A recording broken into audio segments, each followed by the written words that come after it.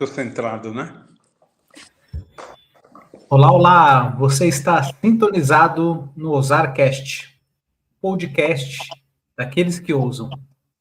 Eu sou Denis Zanini e hoje recebo um convidado muito especial, Francisco Cirilo, mentor de líderes, estrategista e impulsionador de resultados. Com mais de 30 anos dedicados ao desenvolvimento humano e à formação de líderes de alta performance, Cirilo integra disciplinas como psicologia, pedagogia, filosofia e neurociência, promovendo transformações profundas em pessoas e organizações. Ele atua com uma visão holística e inovadora, ajudando executivos e empreendedores a integrarem realização pessoal com sucesso profissional. Seja por meio da sua mentoria integral do ser ou programas imersivos, Francisco tem guiado líderes a se reconectarem com sua essência, destravarem seu potencial e conquistarem resultados marcantes, sempre com equilíbrio e clareza. Hoje, vamos explorar sua trajetória e, principalmente, como ele tem impactado líderes e empresas nos dias atuais. Seja muito bem-vindo, meu amigo Francisco Cirilo. Olá, Denis. É um grande prazer estar com você. Muito obrigado pelo convite. Um prazer estar com a sua audiência. E é muito bom e necessário compartilharmos as nossas experiências, especialmente, né, Denis, nesse mundo tão, diria, egocêntrico, egoísta. As pessoas estão fechadas nas suas gaiolas, nas suas telinhas eletrônicas, e isso não tem sido muito bom. Exato, temos visto aí o resultado disso através de problemas de saúde mental, de falta de conexão emocional, problemas de relacionamento, são casos cada vez mais graves, né? E, Chico, eu que agradeço que você está disponibilizando seu tempo para a gente conversar. Eu e o Chico, nós nos conhecemos há uns 2 anos, mais ou menos, né?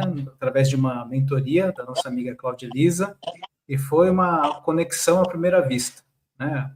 Conversamos ali, daí depois nos encontramos em outras oportunidades, e agora, para mim, é uma grande honra tê-lo aqui.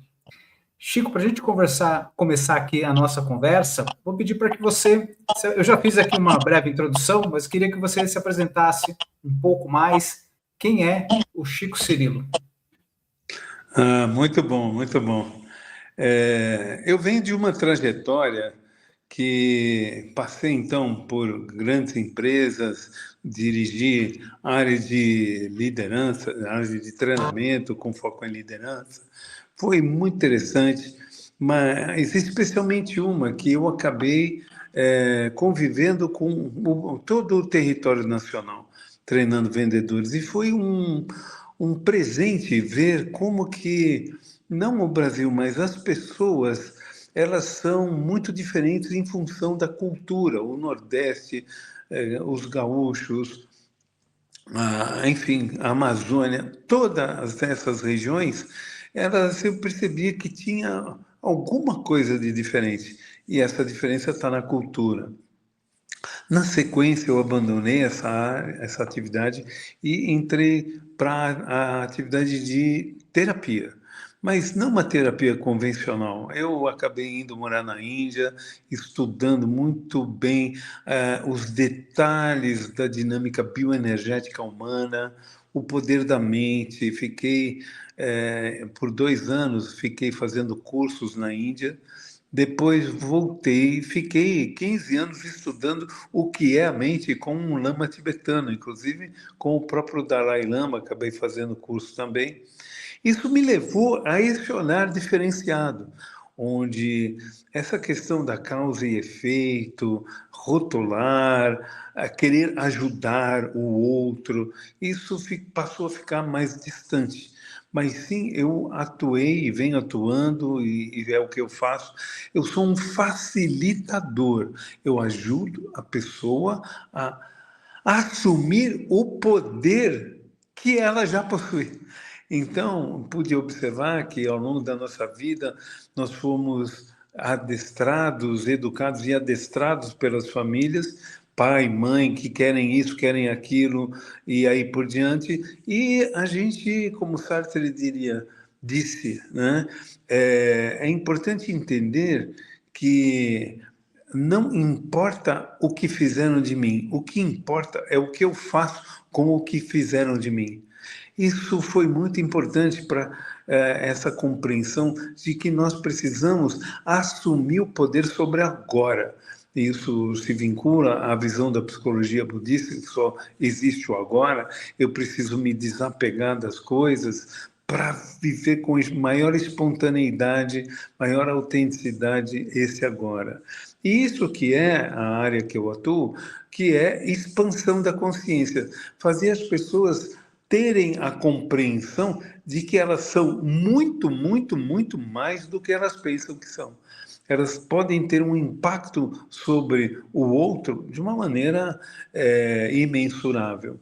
E como que esse trabalho veio acontecendo? Trabalhei, então, com clínica, acabei sendo convidado a dar aula na PUC de Porto Alegre na área de psico-oncologia, dei várias palestras nessa área de saúde, mas também fui convidado a trabalhar com o mundo corporativo, para ajudar as empresas, na verdade, ajudar a liderança, seus executivos, a não se desgastarem com a conquista dos objetivos, mas se envolverem com o como eles podem, vamos dizer assim, gerar esses resultados e, ao mesmo tempo, ser o maior empreendedor de si mesmo, se formar, se lapidar através desses diferentes desafios que acontecem todos os dias com a equipe, com os pares, com superiores, com clientes.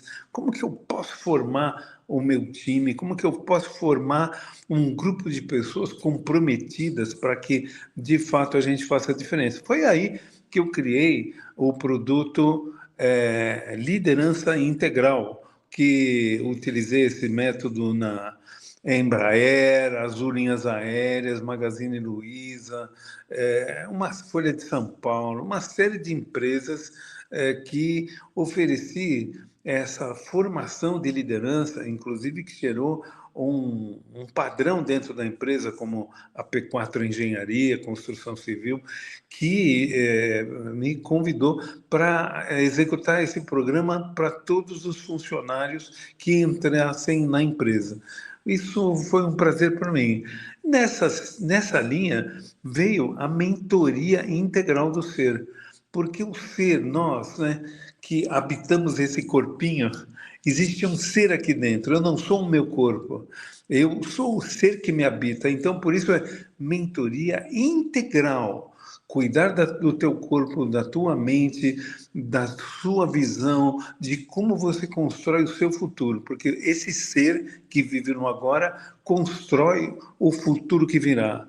Então, essa mentoria que ela é executada, o participante ele tem experiências individuais e em grupo, e isso é maravilhoso, tendo então executivos fora do Brasil, Estados Unidos, Canadá.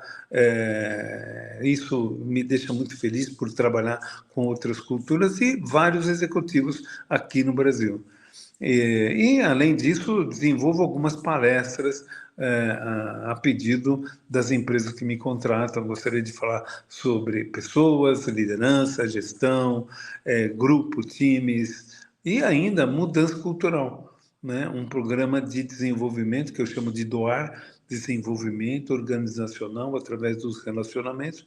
É um programa que, ao longo de 12 meses, tem todo um trabalho para fazer esse grupo de líderes assumirem total responsabilidade sobre o negócio.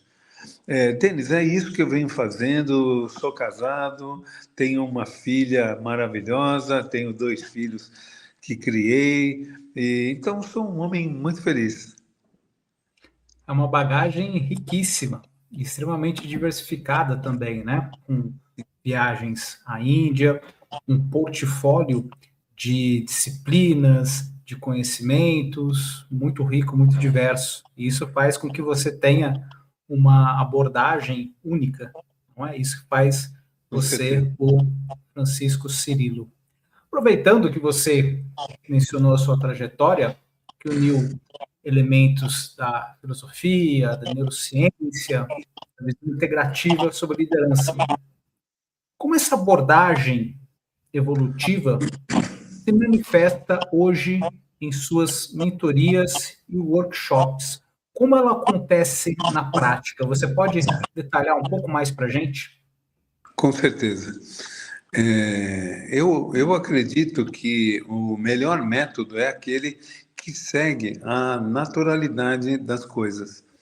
Então, eu promovo, né, quando eu falo de mentoria integral do ser, eu faço inicialmente um diagnóstico para identificar qual é o modelo mental do meu cliente. Seja ele, ela, na faixa dos seus 25 anos, 20, 25, que terminaram a faculdade, eles estão no momento de integração ao mundo corporativo que eles estão muito inseguros, porque eles sabem muito bem o que foi a faculdade, mas não sabem o que é a rotina do dia a dia corporativo. Precisam se integrar. Então, essa capacidade de adaptabilidade, ela vai acontecer em função da história dela. Então, eu faço um diagnóstico identificando essas competências históricas e também onde que eles estão algemados em modelos mentais ultrapassados, traumas, momentos de invalidação. Então, para esse grupo. Mas não é diferente para o grupo de 35, 40, que eu sou gerente, sou diretor, quero ser vice-presidente, quero ser diretor ou então vice-presidente. Então, pessoas que estão nessa fase normalmente são especialistas, profissionais de sucesso, que estão muito confortáveis na vida financeira, mas está faltando um espaço de realização, que é normalmente o processo de individuação que está se finalizando, e ela precisa de mais oxigênio para alimentar toda essa competência, essas competências, na verdade, essa capacidade de potencial de realização.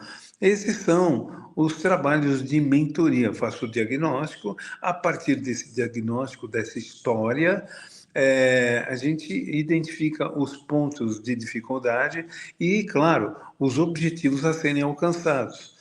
Então, quero ocupar uma posição X no meu casamento, na relação com os meus filhos, a vida integral. Então, a partir dessa totalidade, eu ajudo o mentorado a ter uma compreensão encontrar a melhor estratégia para conquistar, se sentir conquistador, se sentir realizador, se sentir, então, criador do seu destino.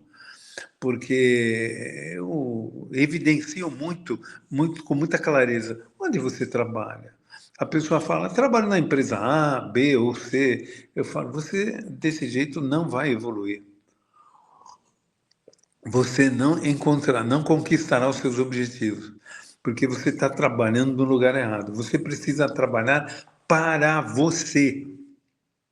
Você precisa lapidar a sua comunicação, lapidar a sua postura, encontrar o seu verdadeiro empoderamento, ter clareza das suas virtudes, para que de fato você não lidere porque você conhece, mas você lidere porque você é admirado.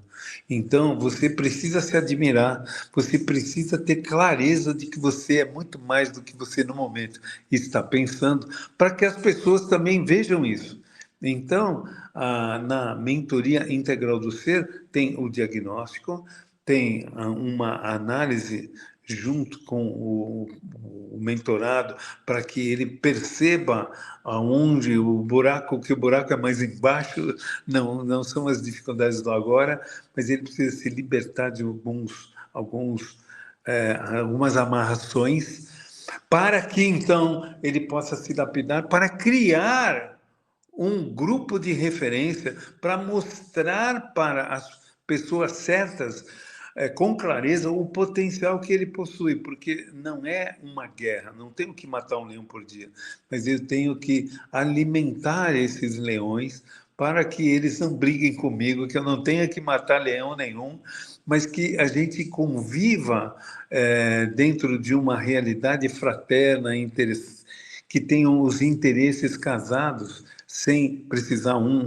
sem entrar no oceano vermelho. Ele precisa encontrar dentro do dia a dia do trabalho dele um espaço de oceano azul, de parcerias, de crescimento, de compromisso com o cliente, compromisso com a empresa, compromisso com o desenvolvimento. Então, é a partir disso que tudo fica leve, porque alguns admiradores e patrocinadores ligados à sua evolução, às vezes até mudando de empresa, na mesma empresa, mudando o contexto da vida pessoal, tudo caminha de uma maneira muito harmoniosa. E no campo, nas atividades de desenvolvimento da liderança, eu tenho um passo a passo, que são 3 workshops que foram criados, que é liderando a si mesmo. O grupo precisa ter clareza de como ele pode liderar as impulsividades no dia a dia do trabalho, dos negócios.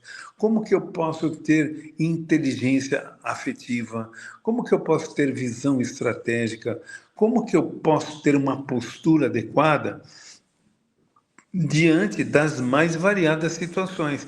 Eu preciso liderar a mim. Se eu não tiver poder sobre mim, consciência, não é saber simplesmente, é sentir-me. Eu preciso me sentir potente, eu mesmo me admirar, eu mesmo estar ciente que eu estou no caminho certo, e o caminho certo é aprender. Não tem certo e errado. Mas dentro de uma família, dentro de qualquer grupo, numa empresa, na igreja, não importa onde você esteja, o importante é aprender, não fique algemado naquilo que eu tenho que acertar, errei, meu Deus, como que eu corrijo? Calma, calma, muita calma nessa hora. É vital que você tenha clareza que estamos aprendendo. Então, feito isso, liderei a mim, eu vou liderar o outro. Como que é olhar, como é que é criar vínculo, a leitura facial, leitura corporal, a comunicação verbal, que a impostação e a entonação da voz é muito importante, leitura de contexto, de ambiente, claro, escuro, muita mobília ou não, onde a pessoa senta, como é esse departamento, toda essa arquitetura que envolve o contexto, e também a dinâmica relacional, os valores, a cultura, tudo isso é analisado para que a gente possa liderar o outro. E em terceiro, é liderar o negócio. Então, a empresa me contrata, passa por esses 2 passos, e o terceiro é liderar o negócio. Liderar um negócio que é ter uma visão estratégica, uma visão política, uma visão de aproveitar a oportunidade, inclusive com parceiros, né?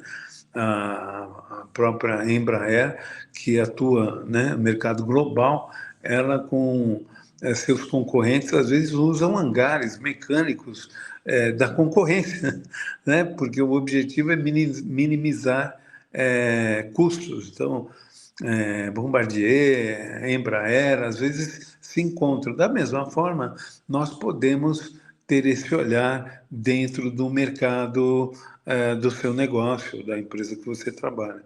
Então, eu vejo que esse olhar integrativo, holístico, respeitando cultura, comportamento de grupo, pessoas, né, a história pessoal e os valores que vêm da família, que vêm do contexto, são fundamentais para que tudo aconteça de uma maneira rápida. Os resultados são conquistados de uma maneira muito rápida. Isso é muito interessante.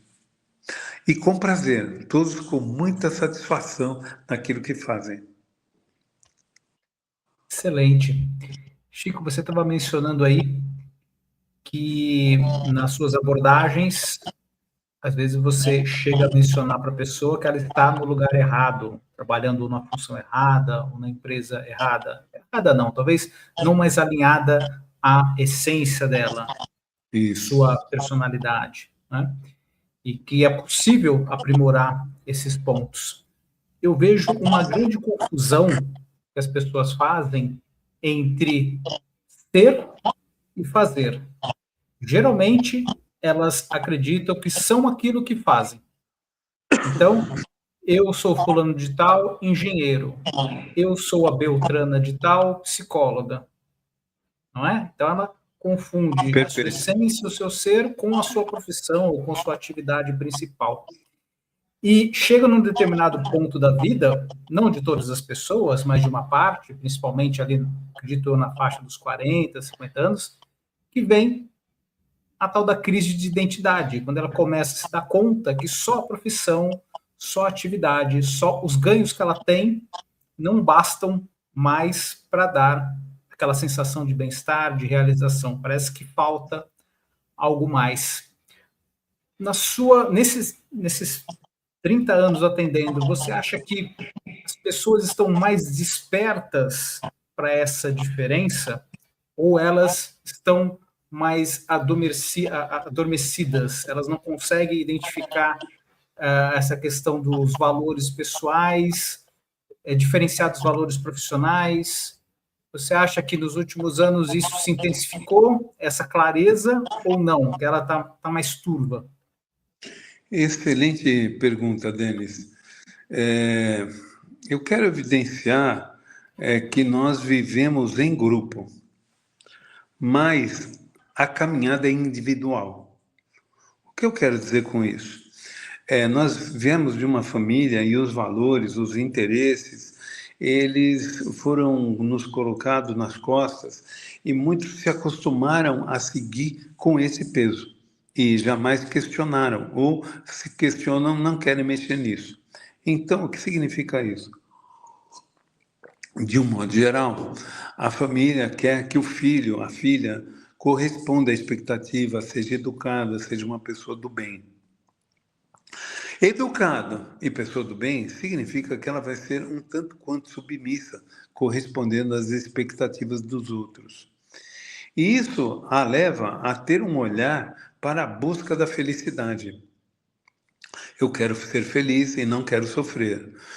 Muito bom. E algumas pessoas se dedicam intensamente a essa trilha e estão até satisfeitas com isso, porque podem viajar, comprou a casa própria, comprou lá um apartamento e está satisfeito com isso. Trabalha, às vezes até já se aposentaram.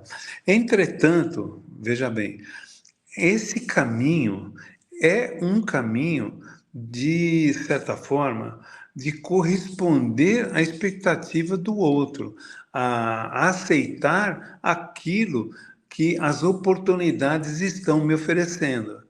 Entretanto, não se aproxima das pessoas que, mais que quererem ser felizes, viajando, comprando a casa própria, tendo um carro do ano, muito mais que o consumo, elas se sentem na necessidade de serem criadoras de uma nova realidade, transformadoras de uma determinada circunstância, porque dentro delas habita uma alma criadora, uma alma, uma consciência, uma clareza de que ela não veio aqui para simplesmente aceitar o que existe, mas ela quer transformar, né? Como eu disse, ela quer mudar essa realidade. Então, pessoas com essa característica, com essas características, ela normalmente,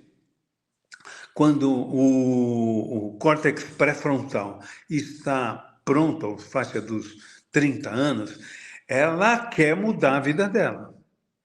Então, é quando ocorrem separações, a pessoa trabalhou 5, 10 anos na empresa, sai, vai trabalhar em outro lugar, começa uma pós-graduação, quer ter filho, muda. Né? Então, porque o córtex pré-frontal já está estruturado e as decisões mais, vamos dizer assim, as decisões ligadas a quem sou eu, para onde vou, como estou, tudo isso começa a entrar em erupção. Outras, um grupo, a maioria das pessoas, tá bom, assim tá bom. Elas não são questionadoras da realidade, porque uma das maiores competências humanas, características humanas, perdão, uma das maiores características humanas é a acomodação. A acomodação e o cérebro, né? A psicologia budista diz isso há 3.000 anos, praticamente, 2.500 anos, mas a neurociência veio a validar isso. Há poucos anos a neurociência falou, o cérebro vai gastar o mínimo de energia possível. Então, veja, a psicologia budista, muito antiga, com a psicologia tradicional, com a neurociência, está mostrando que as pessoas, é até filosofia, né? Porque o homem muito acomodado, os filósofos sempre questionam a necessidade de um novo olhar. Então, veja que um número menor, mais reduzido de pessoas são aquelas que vão enfrentar a mudança. Eu quero mudar. Sendo assim, a pergunta que você me fez, como que está o mercado? Pessoas mais, vamos dizer assim, mais passivas ou pessoas mais revolucionárias que querem criar um panorama, um cenário diferente no mundo que a gente vive? Está ligada a isso que falei e também necessariamente à inteligência virtual, à inteligência artificial, ao mundo da internet, do smartphone para frente. Por quê? Especialmente as mais jovens, de um tempo para cá, deixaram de pensar, deixaram de fazer as analogias em função da percepção da realidade, da totalidade, mas sim se conectaram excessivamente à experiência com o celular, que vai robotizando, adestrando o teu cérebro a funcionar dentro de uma polaridade, por que não dizer até uma bipolaridade, porque as crianças vão se acostumando com aquele ritmo que o logaritmo informa, aquele ritmo de imagens, de soluções, e não sabem conviver com a frustração. Não sabem conviver com qualquer coisa que esteja fora da telinha. Então, a gente tem um problema que até algumas empresas me relatam, alguns clientes ainda hoje falaram para mim, não temos mão de obra, não temos, porque as pessoas não sabem fazer conta, não sabem olhar nos olhos, não sabem falar bom dia, boa tarde, boa noite, não sabem conviver com uma dificuldade ou outra. Então, eu vejo que, independente, né, dos diferentes níveis de hierarquia numa empresa, esse problema pode estar presente. Ainda lembro que atendi um alto executivo de uma empresa, mas ele era herdeiro da empresa, ele não construiu a empresa. Ele foi convidado a cuidar dos negócios. E o que aconteceu? Infelizmente, ele só sabia apertar parafuso e estava na mão da diretoria que não necessariamente tinha os mesmos interesses da família e muito menos dele. Então, independente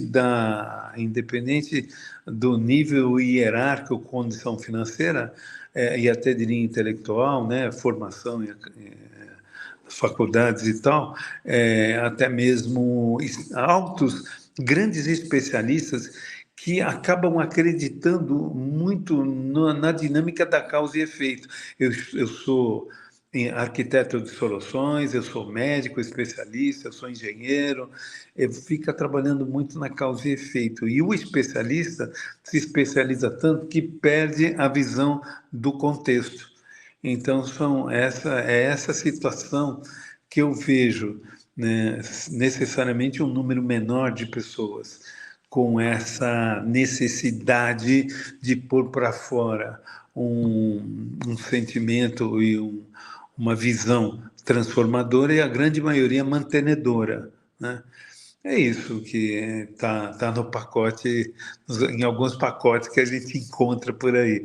Tudo por conta, só para finalizar, de uma sociedade doentia. Nós vivemos a cada instante, assistimos não só no Brasil, comportamentos de maus tratos a animais, feminicídio, uma série de problemas com pedofilia, etc. Tudo isso, eu não estou aqui trazendo notícia policial, mas eu estou convidando para assistirmos o egocentrismo de alguns, vamos dizer assim, intelectuais financeiros como banco, como que é? Esse banco aí que está com problema, né? Então, a gente vê pessoas, às vezes, muito egoístas, muito habilidosas nos Banco Master, né? Muito habilidosas nos relacionamentos. Vemos pessoas dedicadas para a construção dos negócios, mas ambos com muita ingenuidade, muito egocentrismo ou então passividade.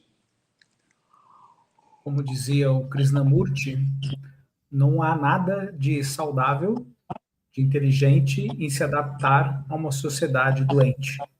Não é? Então, não é porque todo mundo faz assim que eu também devo fazer assim.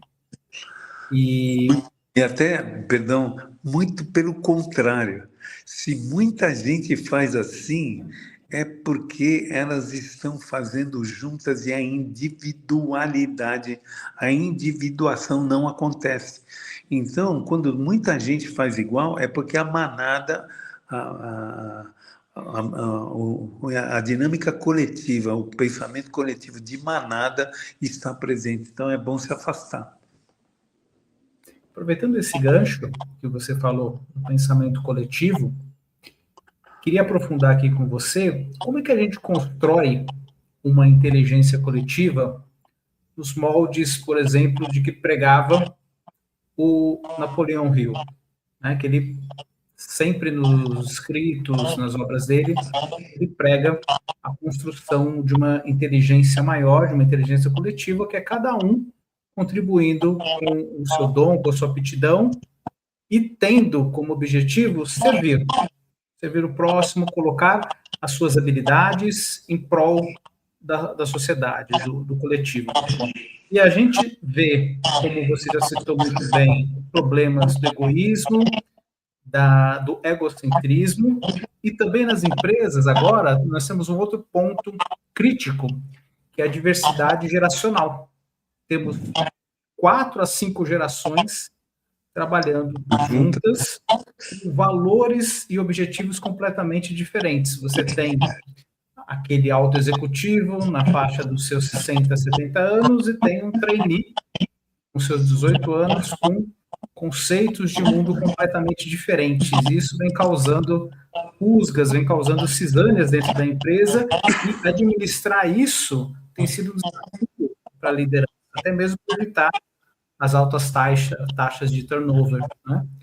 Você acha que isso passa por um processo de autoconsciência, começando pela liderança e depois indo para os graus mais baixos, essa questão do, como você mesmo diz, né, de iluminar a si mesmo para depois iluminar os outros? Não vai ter jeito, aquele líder patrão, o líder chefe autoritário, ele tem que sair de cena para entrar esse líder mais holístico, mais autoconsciente, para entender o cenário, entender o que o mundo tem hoje, o que o mercado pede, o que as pessoas pedem, e oferecer algo que seja benéfico e lucrativo. Você acha que é por aí? Bacana a sua pergunta, ótimo. Na verdade, tem muitas perguntas dentro disso que você falou. Quero agregar também no mundo corporativo, burnout, ansiedade, depressão. Então, a doença mental presente, ainda hoje, almoçando com o executivo, ele comentou, acho que eu só vou conseguir amanhã no médico, eu acho que eu estou com pneumonia. Falei, meu amigo, saia agora, terminando o almoço, vai para o médico, veja isso imediatamente. Então, veja que o compromisso com o trabalho por parte de algumas pessoas advém de uma necessidade de servir que não é coerente. Então, quero começar por aí. Você usou uma palavra que é muito utilizada no mundo de desenvolvimento de pessoas, recursos humanos, desenvolvimento em geral, que é o líder deve servir. Eu pessoalmente convido as pessoas a terem um olhar um pouco diferente. Não é o líder servidor, mas é o líder consciente de servir ou não servir. Às vezes, não servir é o melhor caminho para a promoção da autonomia. As pessoas vivem hoje com uma facilidade de mimimi imenso. O nível de resiliência é muito baixo. Então, nós precisamos ajudar as pessoas a conviverem com a realidade.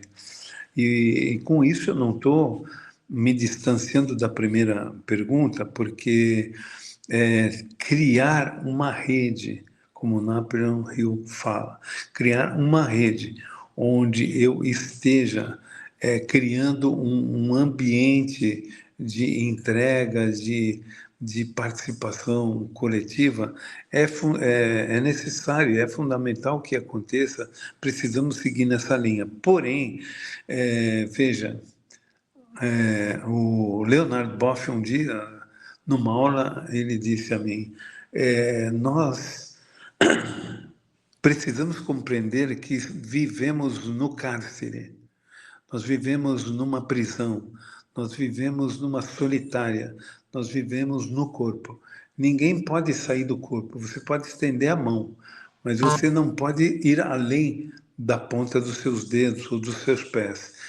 Então, criar essa harmonia, esse vínculo de confiança, essa verdadeira irmandade é possível, desde que eu compreenda que eu não posso fazer isso com quem está distante do meu grupo de referência. Então, é importante compreender que nós vivemos em planetas diferentes. Nós temos, melhor dizendo, eu, Francisco, vivo em 3 mundos simultaneamente, 3 mundos diferentes. Eu vivo no mundo social, que é no trânsito, é no shopping, até com quem eu trabalho às vezes. É um mundo social. Oi, bom dia, você está bom? Acabou. Então, nesse mundo eu não posso fazer muita coisa. Mas no mundo, e nos outros 2 eu posso, que é o mundo das pessoas íntimas. Então, Denis, eu não vejo você a todo instante, mas você é uma pessoa, por valores, pela experiência, é uma pessoa íntima a mim. Então, sobre você, meus filhos, a equipe de trabalho que eu tenho, não todos dependendo do número de pessoas, mas enfim, um número X de pessoas que dividem o pensar comigo, dividem as decisões comigo. Essas pessoas, eu preciso me dedicar a realmente envolvê-los para que nós tenhamos uma inteligência coletiva, para que nós, como as abelhas, como alguns pássaros, como os insetos, como até mesmo a manada de bois, que a gente tenha uma ação de pensar coletivo, de estar na mesma frequência cerebral, uma série de fatores nós vamos encontrar aí, né? Entretanto, isso não é possível com um número, com pessoas que não estão nesse círculo. Então, a minha dedicação às pessoas íntimas, para que elas compreendam a minha fala, compreendam o meu pensar, compreendam o meu sentir, se envolvam com as minhas ações. Tudo isso cria uma rede muito sólida nossa, me ocorreu agora, esqueci. Mas, enfim, que a teoria do vínculo, do Pichon River, a teoria do vínculo, por exemplo, grupos operativos, mostra com muita clareza que as pessoas precisam fortalecer os vínculos através da prática coletiva, do pensar coletivo, do diálogo coletivo, porque não dá para fazer telepatia com alguém que não fala a tua língua, né? No sentido da integração de valores, da coerência, né? Então, esse é um ponto. E eu comigo mesmo. Existe um grupo de personagens dentro de mim. Minha esposa, eu como marido, eu como pai, eu como profissional, eu como terapeuta, eu como consultor, eu como irmão, vários personagens me habitam. E esses personagens precisam ser coerentes na ação que eu tenho, eu como um todo, eu como um ser tenho no mundo. Por quê? Porque às vezes eu sou um excelente executivo, estou lá, decido, e papum, legal, e chego em casa, sou um capacho diante dos filhos da mulher, do pai, da mãe, serviu negativamente. Então, é fundamental ter o entendimento que precisamos estar conscientes, ter consciência de como se dá a dinâmica interior dentro da dinâmica que está aqui ao meu lado, para que, na minha frente, que me circunda, para que eu seja coerente com o ambiente. Eu, por exemplo, a bem da verdade, estava num cliente, um exemplo prático, estava num cliente, 2h30, não conseguimos terminar a reunião, eu falei, olha, eu não tenho como ficar mais aqui, eu tenho um compromisso. Então, viemos de carro até o escritório, eu ia fazer essa gravação no meu escritório, mas eu estou na empresa que eu atendo, e aí aqui o presidente da empresa me falou, não, fica lá na sala de reuniões, ninguém vai te atrapalhar. Veja o que aconteceu. Estamos pensando juntos, estamos criando liga, estamos nos comprometendo e aí por diante. Então, é isso que eu preciso perceber dentro de mim. Eu tenho que ser coerente, comprometido com todos os personagens que me habitam. Um não pode ocupar o espaço do outro, eu não posso querer ser pai na empresa, nem empresário dentro de casa, ou psicólogo dentro da minha casa. Isso não dá certo. Da mesma forma que eu preciso ver o ambiente que eu estou, como que eu estou com essas pessoas, como eu estou envolvendo. Então, a partir da consciência de como eu cuido da minha vida evolutiva, como que eu atuo para transformar, melhorar o mundo ao meu redor, é esse conjunto de ações evidentemente criará uma inteligência coletiva, um pensar coletivo, que o Jung diz, né, que o inconsciente coletivo está aí. Mas quanto mais consciência eu tiver, melhor eu me adapto para aproveitar as oportunidades, inclusive do inconsciente coletivo, da sombra, por exemplo. Excelente. Você estava falando que habitam em nós vários personagens, né, várias identidades, e daí eu lembrei da janela de Johari, né, que tem ali os 4 quadrantes, que tem a percepção do que eu sou e que as outras pessoas sabem o que eu sou. No outro quadrante, coisas que eu sou, mas os outros não sabem. Coisas que as pessoas pensam de mim, mas eu não sei. E coisas de mim que os outros não sabem, nem eu sei.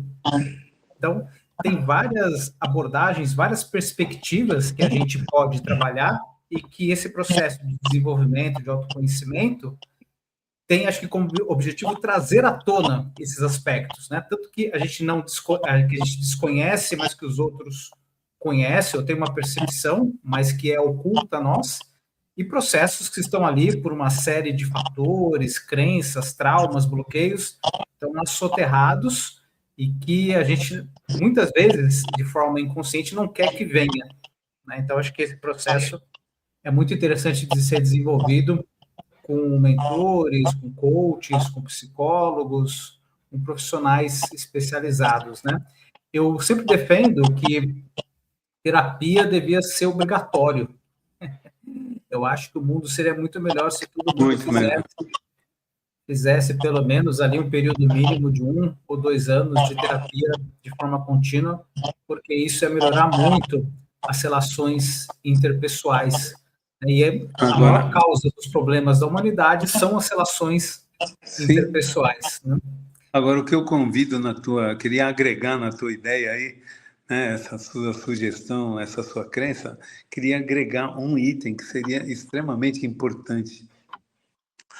É verdade que as pessoas precisam fazer terapia, mentoria, coach, elas precisam passar por um programa desses, mas vamos dizer assim, não sei se mais importante, que tenha uma entidade que cuide da qualidade de ensino. Porque o que tem de gente que não está tão bem preparado para cuidar de pessoas, seja médicos, psicólogos, advogados, os nossos consultores, infelizmente, tiveram uma certa pobreza na formação. Então, é verdade, vamos procurar apoio, vamos procurar ajuda, mas saiba como selecionar. Isso é muito importante. Excelente. Agora, Chico, um grande dilema que os líderes enfrentam, principalmente aqueles que estão despertos, é como é que eu concilio a pressão pelos lucros para satisfazer os acionistas, para satisfazer os conselheiros, e ao mesmo tempo o bem-estar da minha equipe, a minha satisfação pessoal.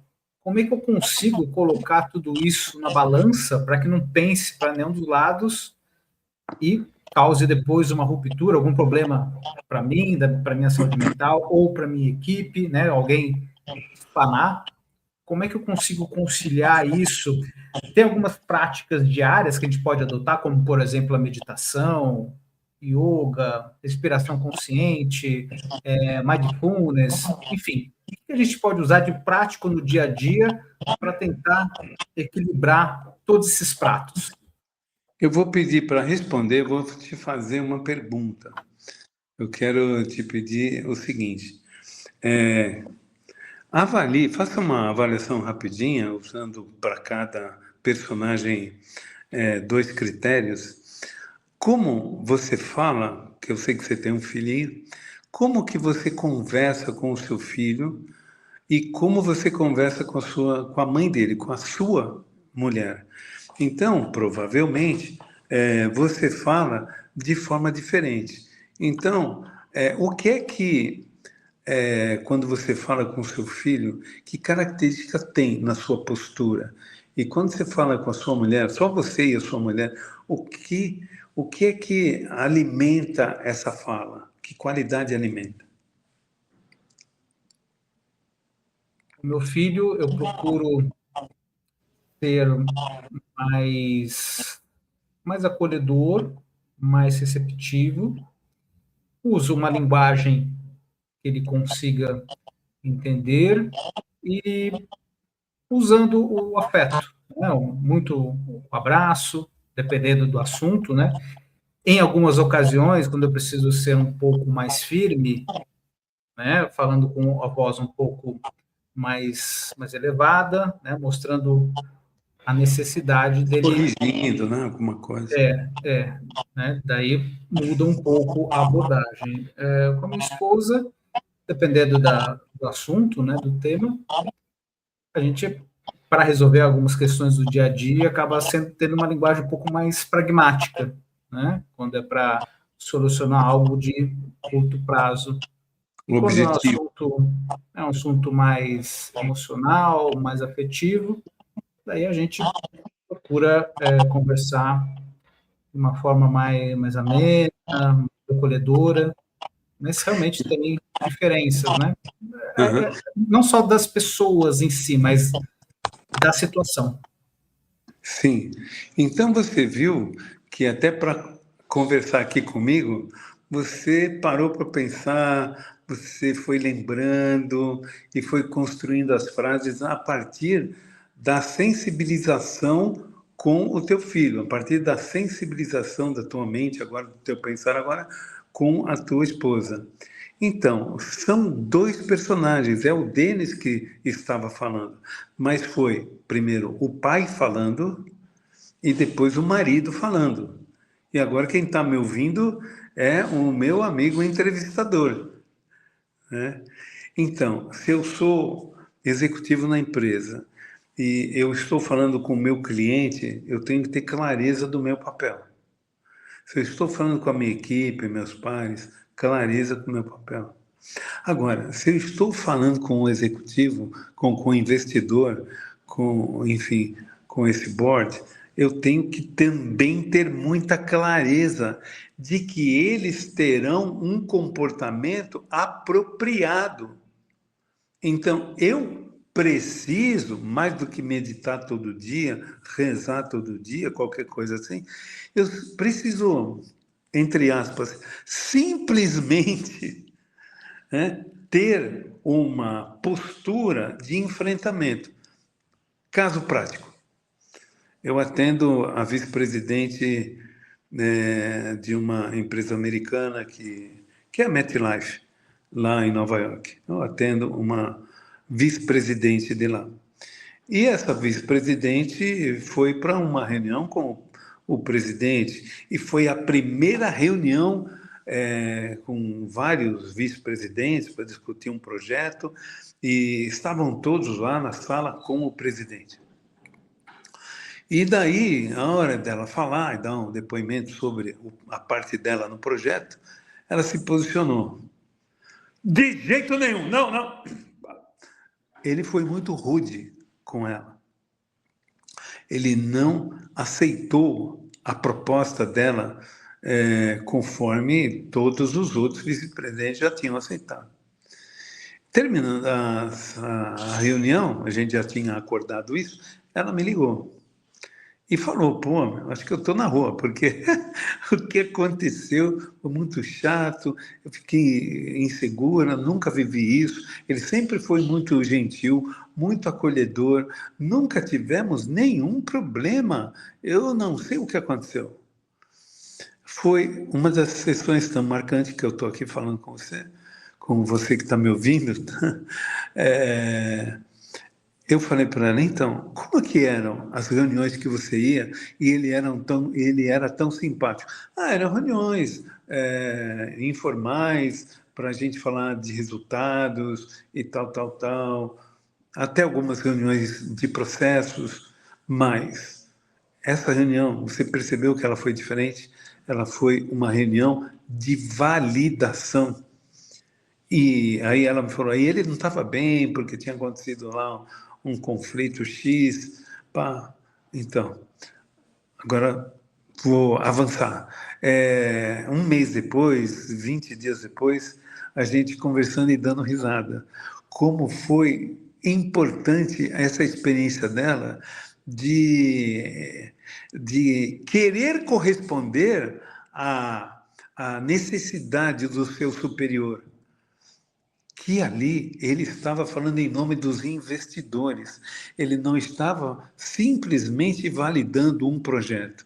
Ele estava falando em nome dos investidores por conta de uma série de fatores ali, e que ela, pela primeira vez, ela conviveu com a fala do investidor e não com a fala do superior dela, que era muito frequente. Então, o que eu percebo que é competência mesmo.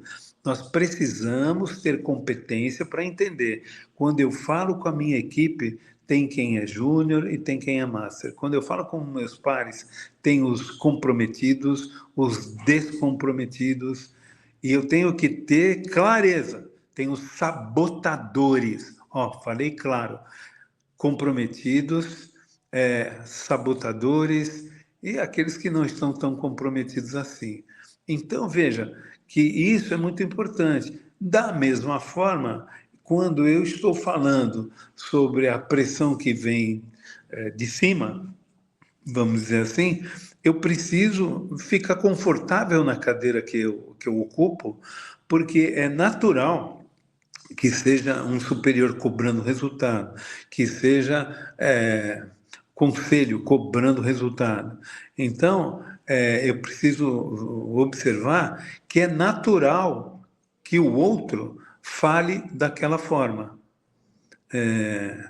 Isso eu vejo que não é dado tanta atenção.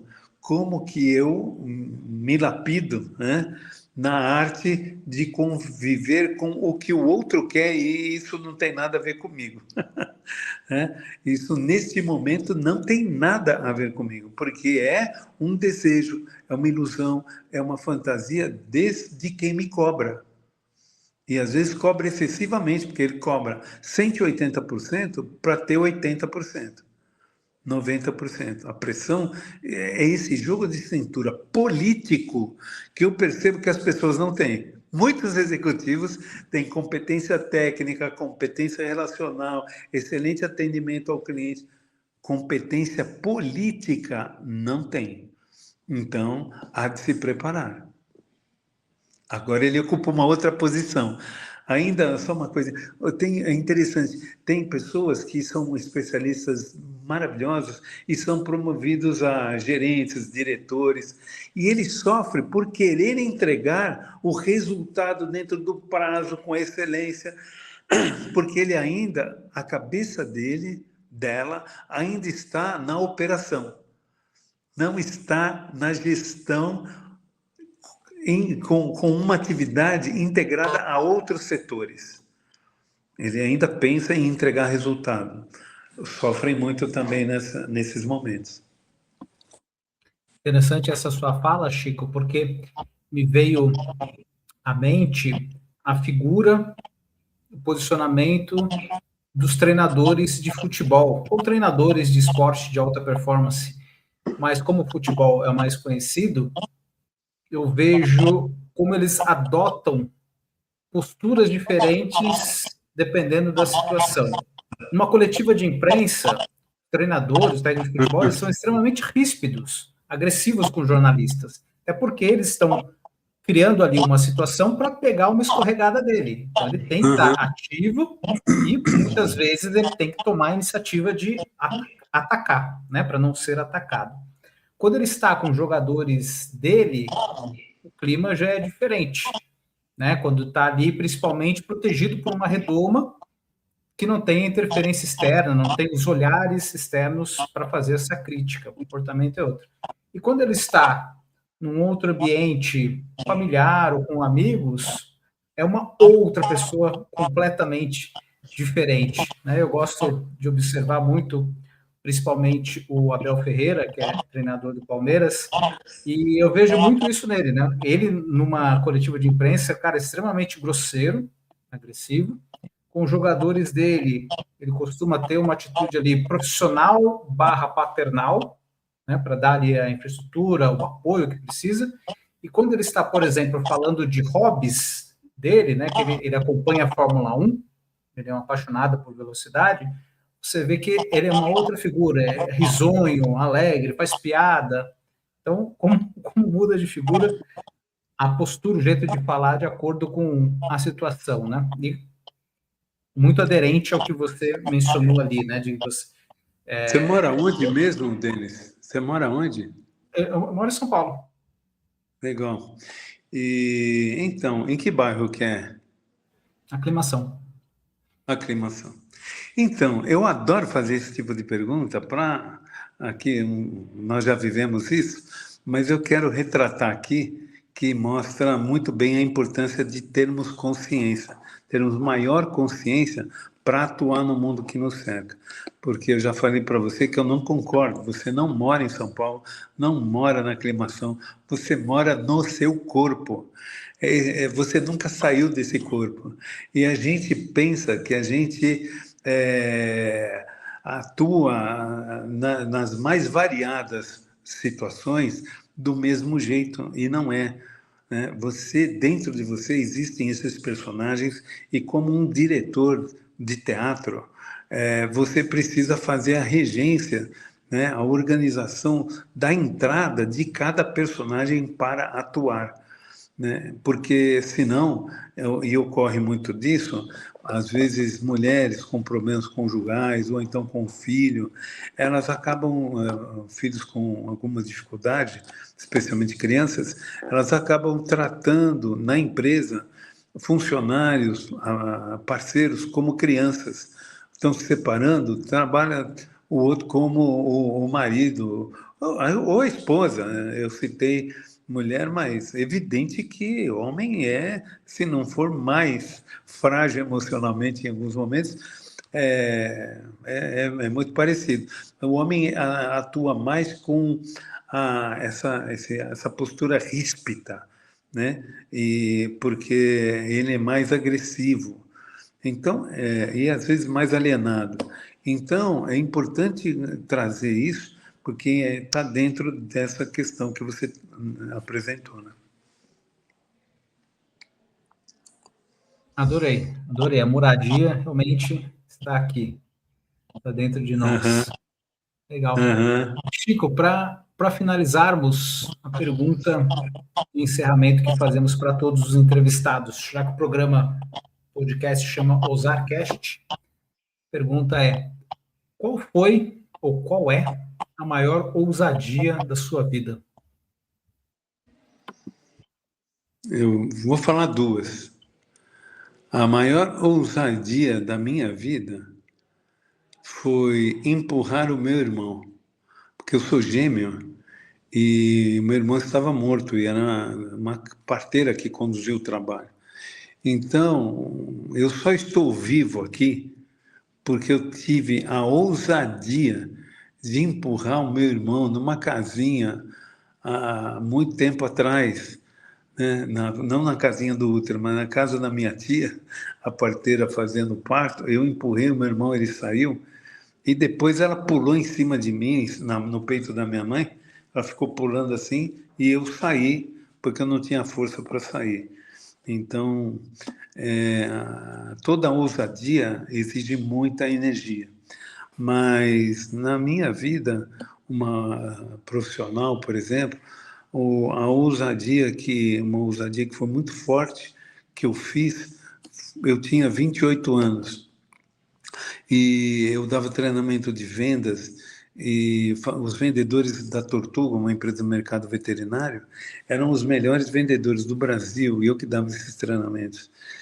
Muito feliz, eu estava muito feliz. Mas daí eu entendi assim, Denis, eu percebi que eu ganhava, sei lá, valor de hoje, 15 mil reais, 20 mil reais, para ser instrutor de treinamento no Brasil inteiro. Mas os vendedores, eles vendiam 200 mil, 500 mil, 600 mil reais e ganhavam uma grana significativa de comissão. Veio a ousadia. Eu decidi, vou pedir a conta, não vou mais ser funcionário da empresa. Falei com o presidente, falei com a diretoria, eles falaram, não faz isso, Cirilo, você é muito bom, nós gostamos muito de você. E eu falei, não, está na hora de eu ir embora, eu tenho que fazer algumas coisas. Conclusão, em um treinamento que eu dei, inesquecível para mim, Granja Osato, abatiam 25 mil frangos por dia, eu comprei um carro. No segundo treinamento que eu dei, eu comprei um telefone. Na época, telefone era caríssimo.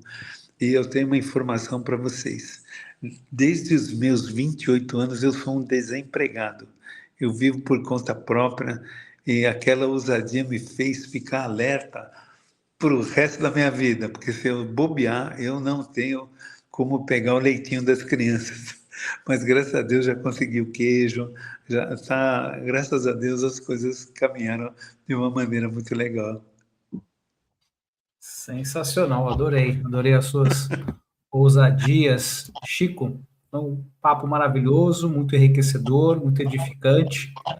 Tenho certeza que quem está nos assistindo também gostou. Para encerrar, deixa seus contatos, redes sociais, como é que quem está interessado em contratar o serviço do Chico ou conversar com você, pode fazer. Ok. O que eu gosto mesmo é o WhatsApp, ele passa uma mensagem, eu vejo na hora. Então, meu WhatsApp é 11 9 6041 3838. Eu nunca ligo para mim mesmo, né? Mas Francisco Cirilo é o meu nome e o meu site www.franciscocirilo.com.br tem um conteúdo muito bacana lá. No meu Instagram, FR de Francisco, FR Cirilo. Eu estou postando todos os dias, tem muito conteúdo, Eu vejo. muito rico. E no YouTube, eu comecei então também a fazer as gravações do YouTube. Então tem Masterclass, que inclusive hoje à noite terei uma apresentação de. O nome da aula é Da Essência à Inovação. É só a essência que te habita que promove a inovação na sua vida, onde quer que você vá. Então, estarei falando lá, que é também Francisco Cirilo no Instagram.